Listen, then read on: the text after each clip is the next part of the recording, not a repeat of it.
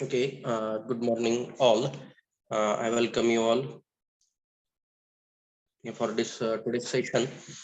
Okay, in previous few sessions, I will just take the review of previous sessions. Uh, okay, we have started this chapter, and in this chapter we have studied the iron and carbide equilibrium diagram, along with its transformation reaction and significance of critical temperature lines. Then we have discussed the classification of the plain carbon steel as low carbon steel, medium carbon steel, and high carbon steels with their composition properties and applications.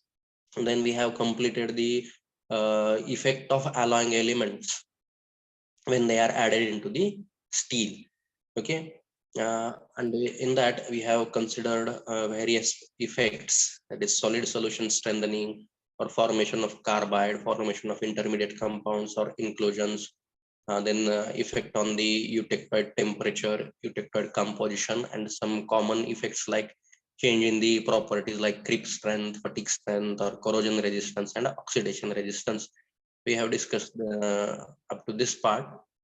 Now, the next part is related to some alloy steels. Okay, some different kinds of alloy steels are there, and in that specifically they have given some important types as per your syllabus. Means number of alloy steels are there, but in your syllabus they have mentioned 14 to 15 types. Okay, and I have tried to cover all the types of the alloy steels. This all will come in the part of alloy steel. Okay, now here what will happen. Now these are alloy steels, and in this the questions will be like this. Means questions will be only related to their composition, then their property and applications. Okay, only these 3 points you have to consider, and one extra point will get added if any kind of steel is having some subtypes. Okay, suppose in case of stainless steel or different kind of tool steels are there, they are having sub classification. Then that sub classification with their composition properties and applications, we are going to discuss that. Okay, now here the important names. The first we will start with the high strength low alloy steels. Okay, and this is mentioned or written in books by a symbol HSLA steels. Okay, this HSLA stands for, okay, here HSLA, this HSLA stands for high strength low alloy steels. Okay, high strength low alloy steels. Now the first point is composition. What is the composition of this high strength low alloy steels? Now, as in the name itself, they have indicated that you can find that the alloying element percentage is little bit less. Okay, low alloying element percentage will be there, but alloying elements are added in this steel. Okay, and its classification will be its composition will be like this. It is a low carbon steel. Okay, low carbon steel which contains the carbon percentage within the range 0.07 to 0.13%. Okay, this is the carbon percentage. And the very important alloying element is manganese. Manganese is added up to 2%. And some other alloying elements will be there, like titanium. This is titanium, chromium, tungsten, molybdenum, vanadium, nickel, silicon, copper, then NB is symbol for niobium, and aluminium. Okay, these alloying elements may be there, but their percentage will be less than 0.5%. Only very small quantity of these alloying elements will be there. Okay, low carbon steel having carbon percentage 0.07% to 0.13%, and the main alloying element here is manganese, which is present up to 2%, and a very small quantity of other alloying elements less than 0.5%. Other alloying elements like chromium, tungsten, molybdenum may be there. Okay, so this is the composition. Now, if you are able to remember the composition easily, now here almost all 15-20 types of steels are there, and only this description will be there. Okay, means we are going to study these aspects only related. First, we will study composition, properties, and applications. Okay, now you may get some trouble, or you may find it difficult how to remember the properties applications. Now a very easy way for this is try to remember the composition from its name only. Okay, name and some applications where it is used. Depending on that, you can write the composition. If 0.1 or 2% here and there while writing the composition, it may be considered.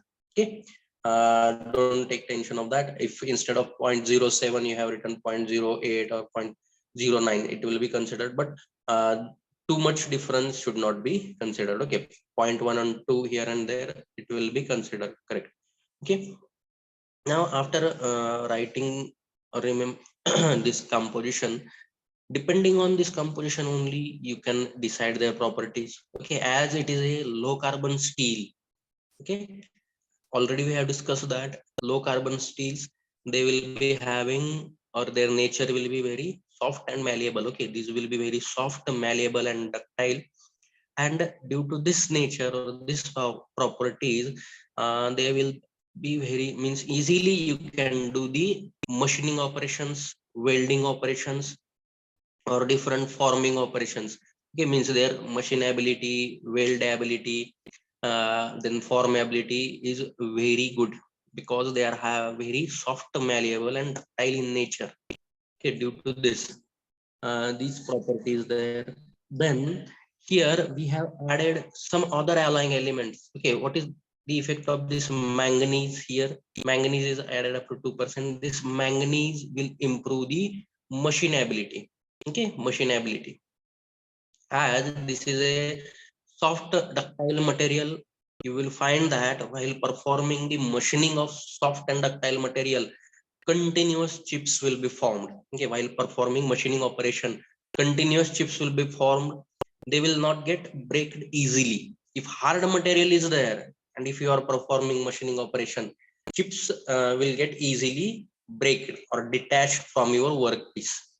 But whenever soft material is there, it is very difficult to separate that chips formed. So continuous chips will be formed.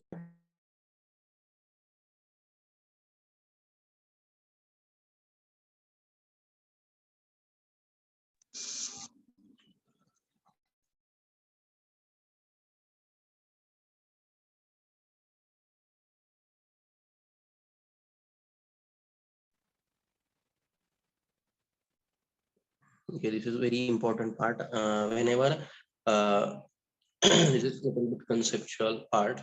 Whenever soft material is there and you are performing machining on it, continuous chip formation will be there, and it may damage the material. Okay, it may damage the surface finish of the your workpiece, or sometimes it may damage your tool which you are using. Then what is the solution here? Here, that's why we have added here manganese. Due to this manganese, what will happen? Whichever chips are formed, they will get separated very easily. Okay, because it will form the manganese sulfate, and it will help to separate out whichever chips are formed. It will separate it easily. Okay, hence machinability will be improved. Then some other alloying elements are there, like this. Here I have mentioned some elements like titanium, chromium, tungsten, molybdenum. These are, we provide hardness, or this will increase the strength and hardness of that particular steel. Okay, they may form some small quantity, as these are present in very small amount. They will form very small amount of their respective carbides by reacting with the carbon present in that steel. As alloying element quantity is very less and carbon quantity is also very less, small amounts of carbides will be formed, and they will increase their strength also. Now, the what is the unique characteristics of this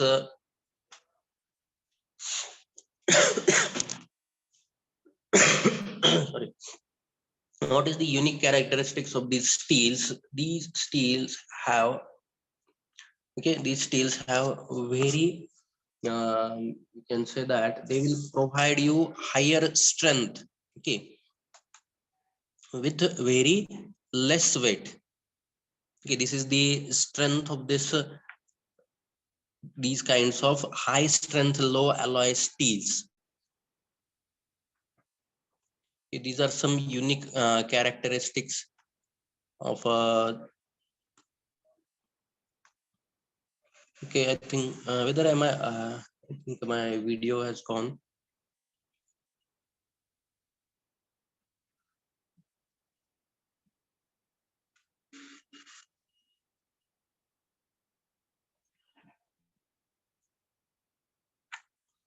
Wait.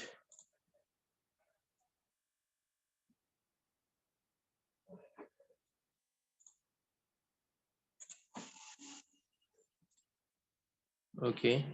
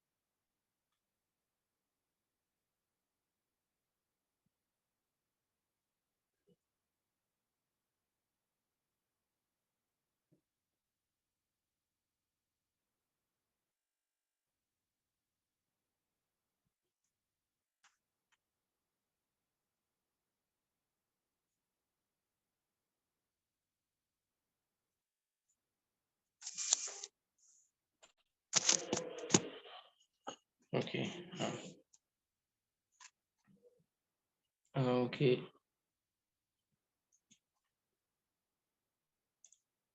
Okay, I think I have added all students from waiting list, waiting room. Okay. Hmm. Okay, now okay, what we are discussing the properties here. They have very means they are soft malleable ductile in nature and good weldability, machinability, and formability along with very good toughness. Then some additional alloying elements will provide the strength and hardness. And other properties is these steels have strength to a very high strength to weight ratio than conventional steels. Means they will provide you better strength within. Oh my.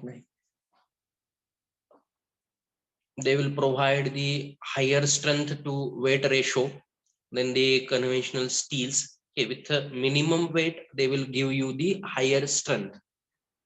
Okay. Then the next is they have low ductile brittle transition temperature. Okay, then what is the meaning of ductile brittle transition temperature? Okay, this is the temperature where is temperature at which the ductile material, in short, you can say that ductile material at that particular temperature becomes brittle in nature. Okay, from ductile, it will get transferred to brittle material. Its property changes from high ductility to brittleness. Okay, and that is termed as ductile brittle transition temperature, and their ductile brittle transition temperature is very low. Means at low temperatures, their ductility will get affected and they will get converted to a brittle material, and they may get failed with very low shock also. Then where are the applications of these steels? Now these steels which are used for manufacturing of the tanks. Okay, if you have seen the oil and gas transmission pipelines, okay, from from the source we are transmitting whichever oil is there, oil or gas are transmitted from one source to the another place, or from one place to the another place, or from source to the consumer through one pipeline. That transmission pipelines or the storage tanks used for storing these oils and gases are made from these HSLA steel only. Okay, oil and gas, their storage tanks and their transmission pipelines are made up of this HSLA steel only. Then this HSLA steel, sometimes it is also known as weathering steel. Okay, weathering steel because it is used for the construction of bridges, and these bridges are made without any coating or paint on it. Okay, some bridges are there, and that bridges are made from the HSLA steels only, and due to their specific applications they are termed as weathering steel. Okay, without any coating or without any layer of the paint, they will provide the required better properties. That's why they are used for bridge constructions. I will show you the diagrams for this. Okay, okay, these are bridges. Okay, these are bridge. These are made, you can see these two pictures here. These bridges are made up of HSLA steel. This bridge, so alloy steel. Okay, this bridge is from Russia.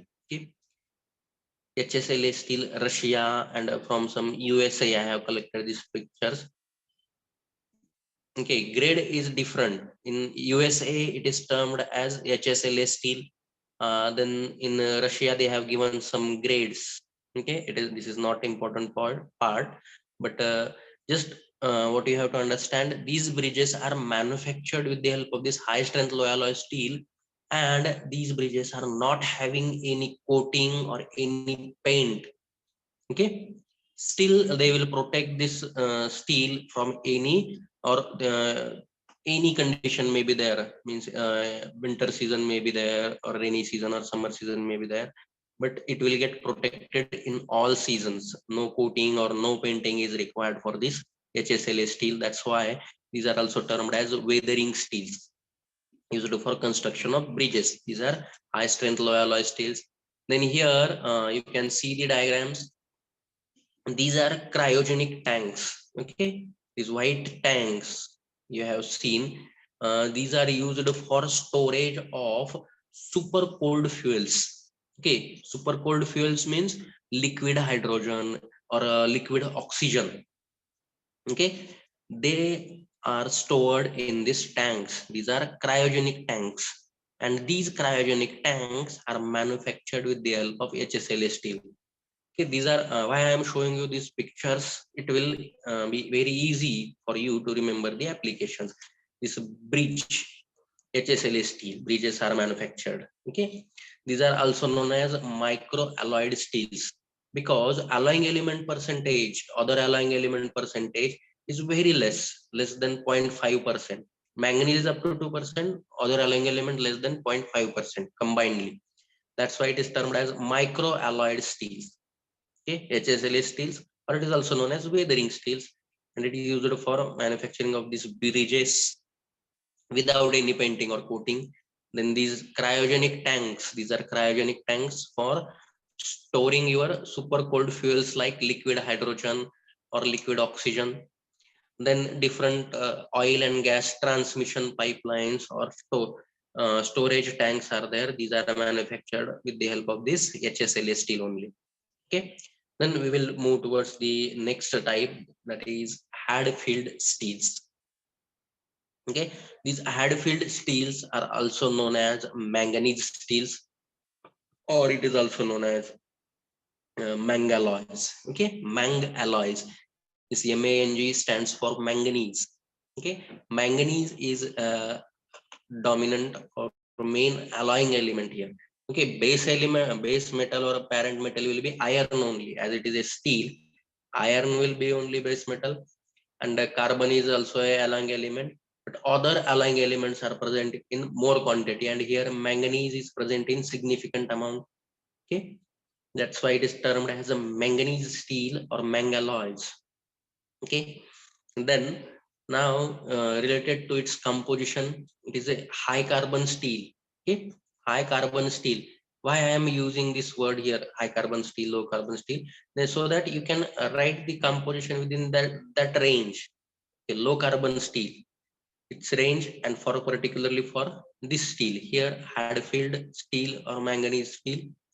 It is high carbon steel with 0.8 to 1.25% carbon, 11 to 15% manganese, and some other alloying elements like chromium, nickel, chromium, molybdenum, vanadium, tungsten may present, may be there. Okay, so this is the composition. Now, depending on properties, you can decide or write down their properties. As it is a high carbon steel, it is having very high strength and hardness, um, and their wear resistance will be very high. Okay, they have extremely high toughness, then very good wear resistance, and they are non-magnetic in nature, and they have very good impact strength, then abrasion resistance is very good, then the high tensile strength. Okay, as it is a high carbon steel, you can say that strength, hardness will be very good. The wear resistance, abrasion resistance will be very good. Okay, or very high resistance they will provide for wear and abrasion. Then applications. These steels are used for manufacturing of um, frogs and switches in railroad tracks. Okay, railroads are there, or railway tracks are there, and that tracks has some frogs and switches. Okay, I will show you that diagrams. You will get confused how to what is the frog and switch in a railroad track. Okay, and then jaw plates for stone crusher or dredge buckets and power shovel teeth. These are manufactured with the help of this Hadfield steel or manganese steels, or it is also known as mangalloy. Then this mangalloy is used in the mining industries. Okay, in cement mixers, then rock crushers, railway switches. Already I have mentioned it, switches and crossings, and crawler threads of for tractors. Okay, where there is high impact and abrasive environment, there these Hadfield steels are used. Okay, and it is also used in the high impact environment like inside a shot pinning machine. Then these are used as a cryogenic steel due to their high strength at low temperatures. Now I will show you the pictures, okay, so that you can remember it easily. Okay, so this is the railway track, and frogs and switches of a railroad track or a railway track, you can say. This is the frog, this structure. Okay, where in that railway track you are getting this diversion. Okay, this type of v-shaped diversion, two routes. Okay, this is the joining here, and after that it is breaking in these roots here. This is termed as frog.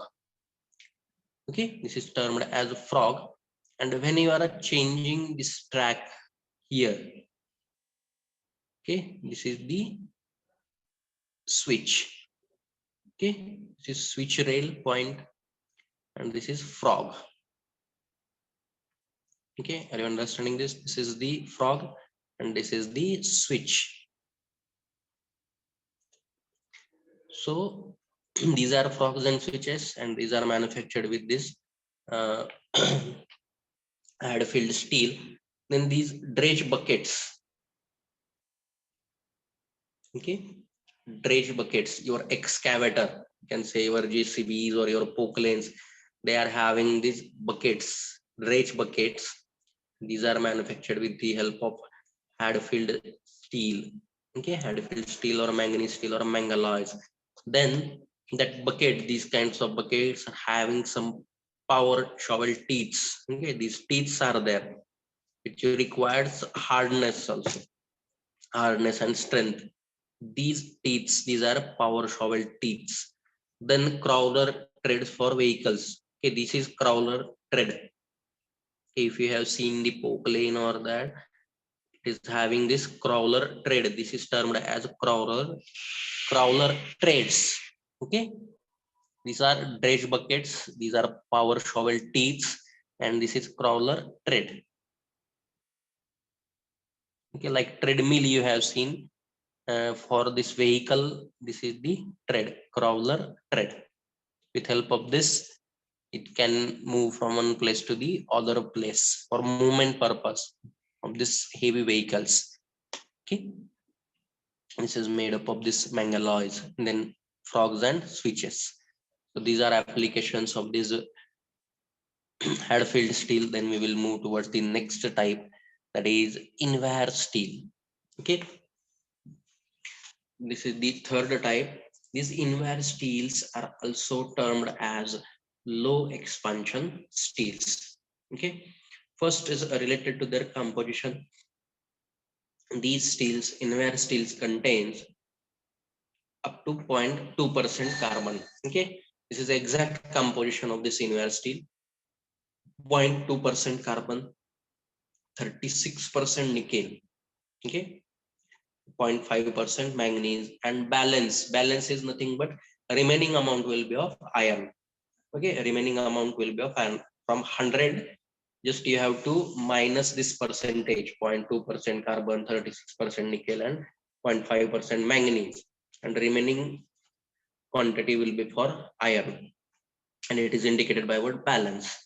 Okay, now this Invar steel, some specific names are there, like Ilinvar. Okay, Ilinvar steel, it contains 36% nickel and some amount of chromium, that is 12% chromium is added, and small amount of tungsten is added.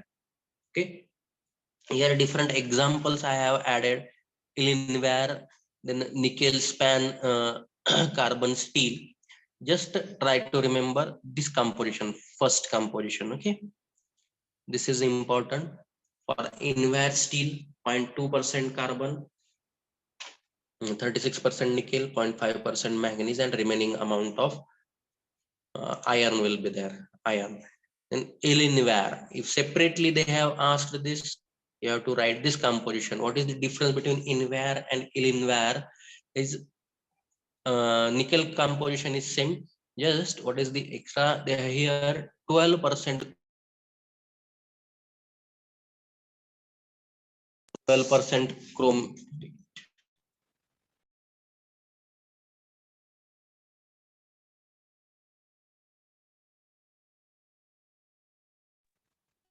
Okay, 12% chromium and small amount of tungsten will be there. Then nickel span carbon steels, 42% nickel, 5.5% chromium, and 2.5% titanium will be there. Now related to the properties, as carbon percentage is less, it comes in low carbon steel category.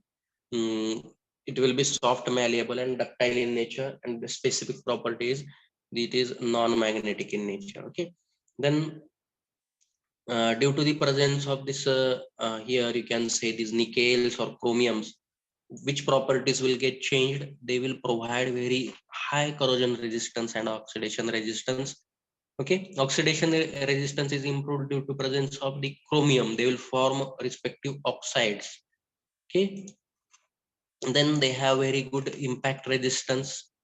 Okay, at low temperatures, due to a low ductile brittle transition temperature, and almost zero coefficient of expansion in the temperature range from room temperature to 230°C. Okay, zero coefficient of expansion. So there will not be any change in their dimension or shape and size due to the rise in temperatures up to 230°C. And then related to the applications, we have discussed composition and properties. Now we will discuss the applications. These steels are used for manufacturing of surveyors, tapes, gauges, watch parts, then micrometers, Okay, I will show you the pictures of this. And these steels are used where high dimensional stability is required. Okay, as we have discussed its characteristic, that is, it almost has zero coefficient of expansion in temperature range from room temperature up to 230 degrees Celsius.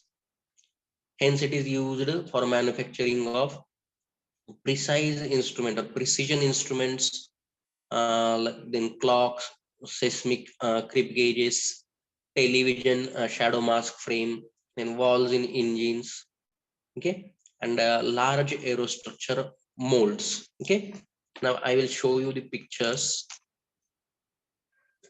Okay, so these are different gauges. These are different gauges which are manufactured with the help of Invar steels. Then surveyor tape. Okay, this surveyor tape is there. It is made up of this Invar steel only. And this is television shadow mask frame. Okay, television shadow mask frame. In older days, these types of TVs or televisions are available. Okay, then their shadow mask frame, it is made up of this Invar steel. This is surveyor tape, different types of gauges which we are using in the measurement. Okay, I think this you have seen in the measurement lab, or you will see that in this semester or next semester in measurement subject. Okay, next semester there will be this subject. This is the then in micrometers thing you have conducted. Okay, that practical will be next sem. And micrometer, different measuring instruments are there. As they are required a very high accuracy, these Invar steels are used. Why these Invar steels only used?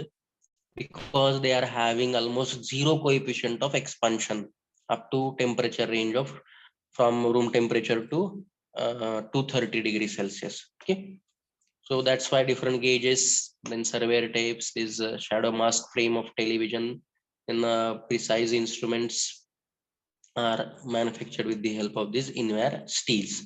Then next type we will take, this is the spring steel. Okay, spring steel. These are different kinds of spring steels and their different applications. One by one we will discuss. Along first we will discuss its composition. These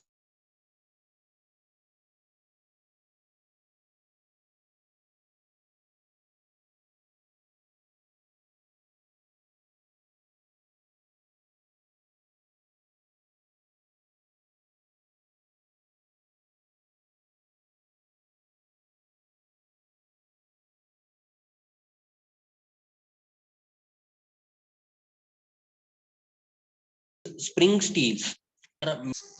Right. Okay. Spring steels, these are medium carbon steels or high carbon steels with 0.2 to 2% manganese. Okay, then very small amount of sulfur and phosphorus, 0.05% sulfur and 0.04%.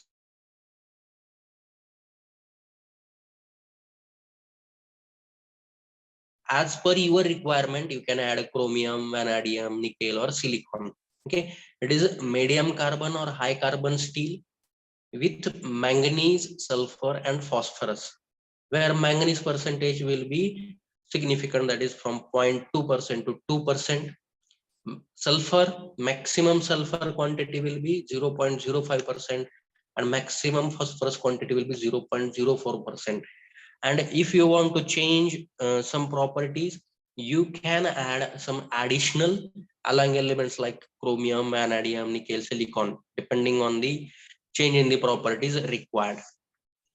Okay, why this spring steel name is given to this category? Because of their wide range of applications. They are used in the manufacturing of springs, and these springs are used in automotive and industrial suspension application. Okay, widely these are used for manufacturing of the steels, and the that manufactured different kinds of steels are used in the automotive field or in the other industrial applications. for providing the desired suspension. That's why this name is given as a spring steel. Okay. Now, what are their characteristics? Whichever characteristics are there of this spring, that characteristics you can write here. Okay. These spring steels are known to be very resilient and pliable with high yield strength. Okay, yield strength will be very high. Then they will provide you the highest the elasticity value. Then very good fatigue resistance will be there. Okay. Now you can perform some heat treatments if you want to change some properties. Suppose you want to increase its hardness, then you can go for its heat treatment also.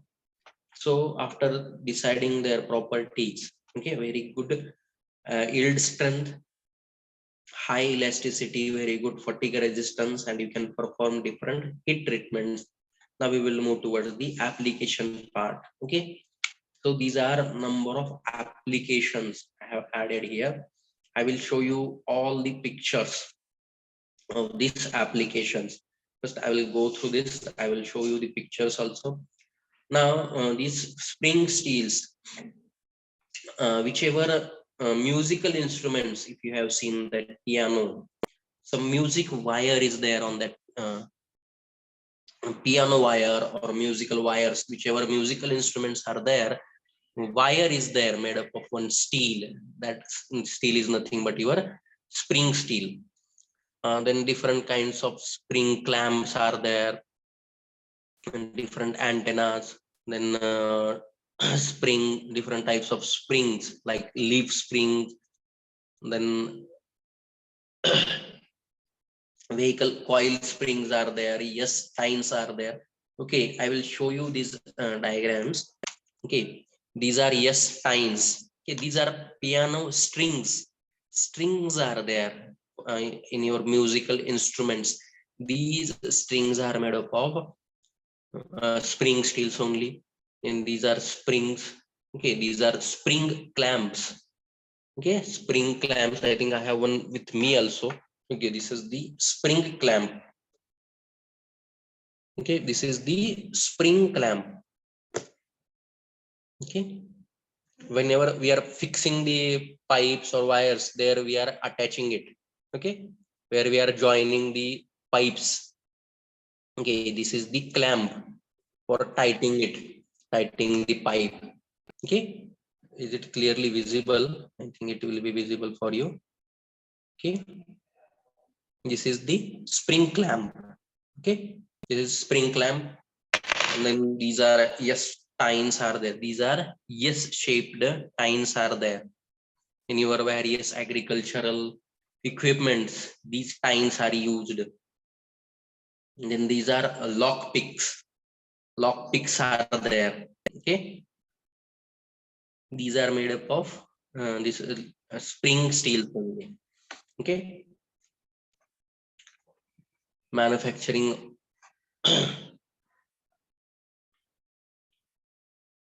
Okay, these spring steels are most popular material used for in the making or fabrication of lock picks due to its pliability and resilience. Then I will show you some other applications instead of reading it. And you can see the pictures.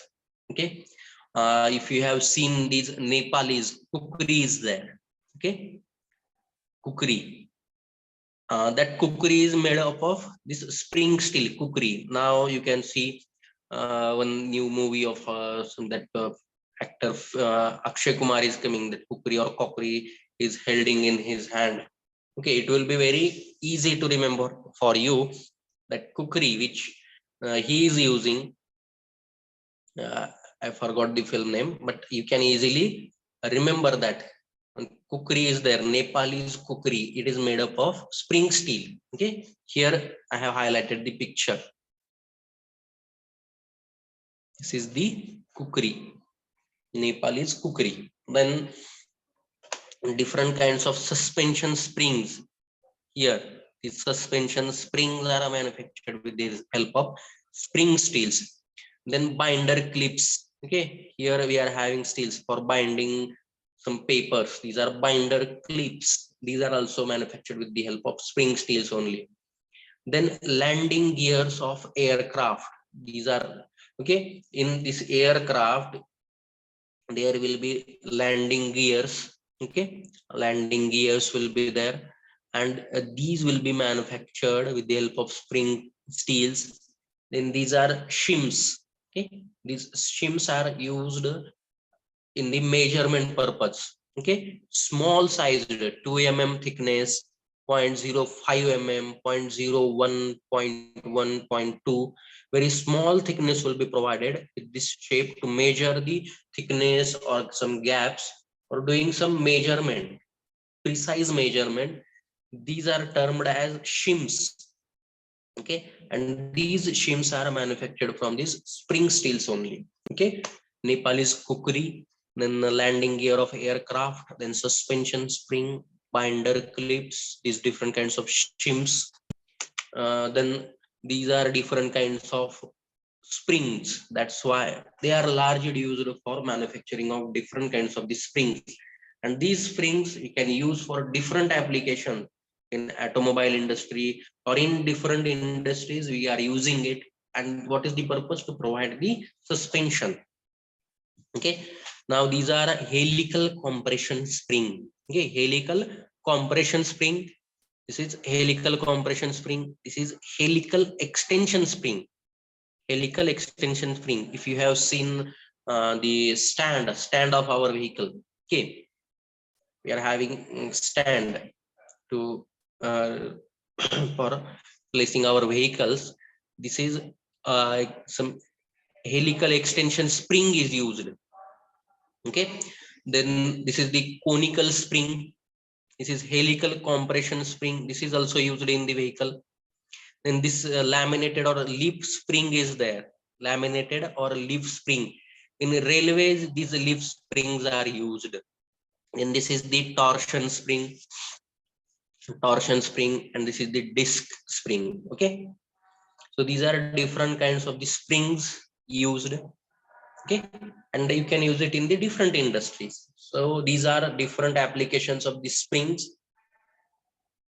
Springs along with, and all these are manufactured with the help of spring steels. Okay, these are different applications of spring steels.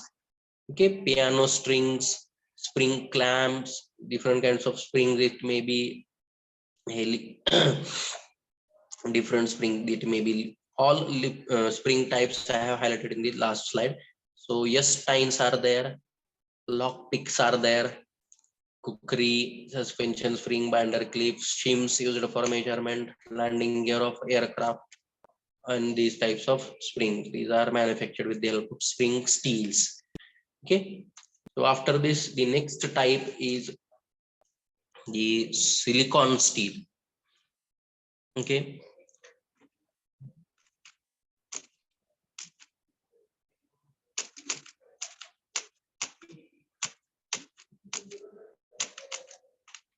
okay, I think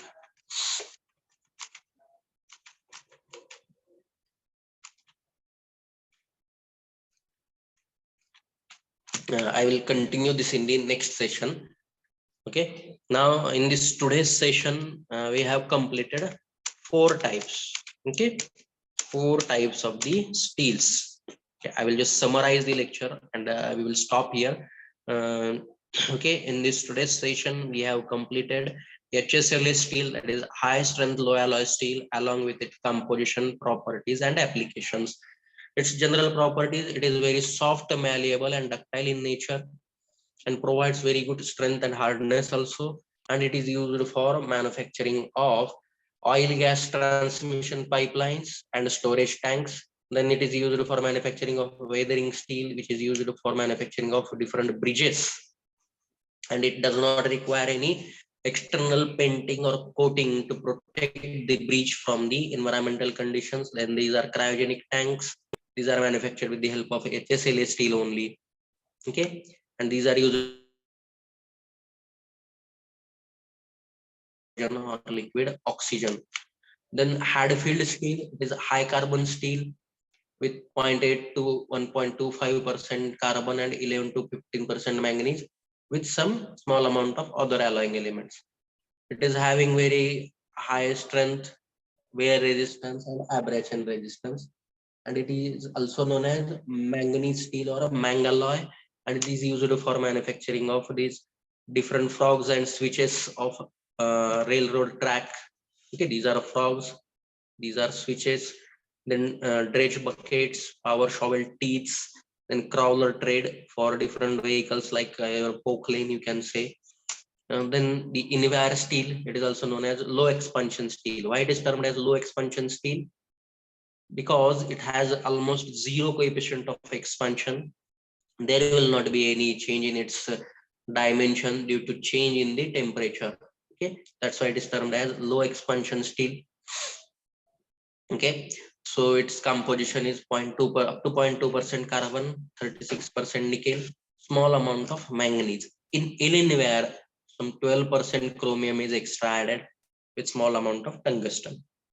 It is soft, malleable, ductile, but due to addition of this chromium and other alloying elements, it will provide you very good corrosion and oxidation resistance, along with very good impact resistance also. And it most important property of Invar steel is zero coefficient of uh, expansion within the temperature range from 0 to room temperature to 230 degrees Celsius. Hence, it is used for manufacturing of high dimension. It is used in the manufacturing of some precision instruments. Okay, like clocks, and then seismic grip gauges or different walls. Okay, or it is used in manufacturing of surveyor tape, different gauges used in the measurement, or shadow mask used for television. Then spring steels, generally these are medium or high carbon steels with 0.2 to 2% manganese and very small amount of sulfur, phosphorus. And as per need, some alloying elements like chromium, vanadium, nickel, silicon are added. Due to their wide applications in the manufacturing of springs and which are used in different industries, these steels are termed as spring steels. Okay, very high elasticity, very high hardness. Okay, and high yield strength. These are used for manufacturing of these piano strings, spring clamps, then yes, tines, lock picks, then Nepalese kukri, landing gears for your aircraft, then suspension spring, binder clips, shims used in the measurement. Okay,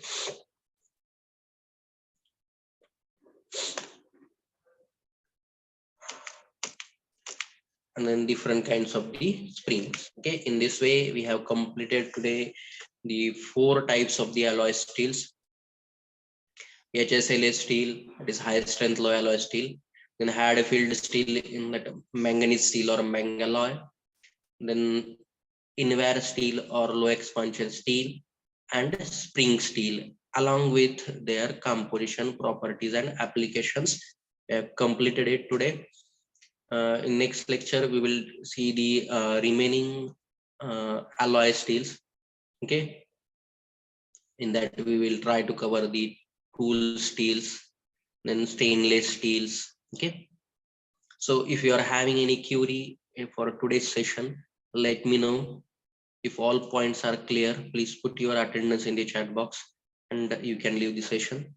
If you are having any query, you can put that query in the chat box.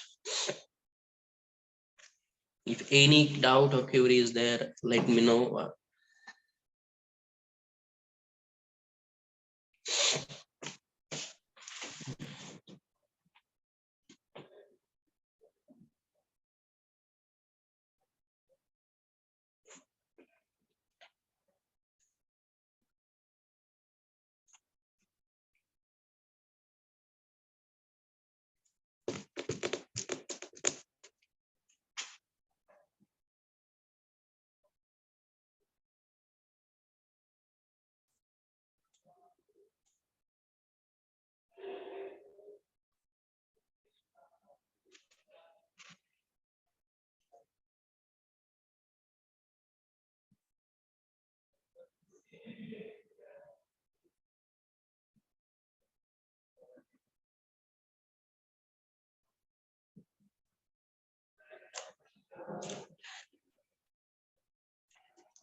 Okay, let me know if any query or doubt is there.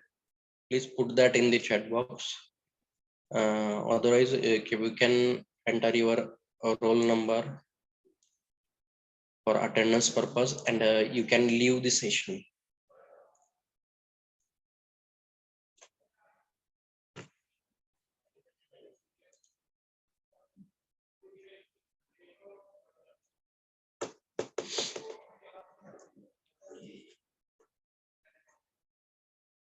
Okay, thank you. Thank you very much for attending this today's session.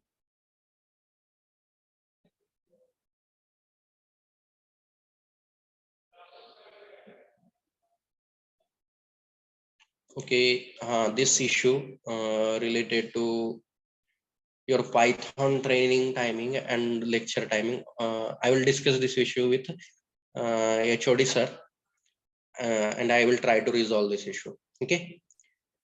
Right now, if you have missed any session, recording will be available in your study material sheet. You can go through that sheet, and if if you are facing any problem, let me know. Okay, and I will discuss this issue with HOD sir also. No problem. Okay, if any other doubt is there.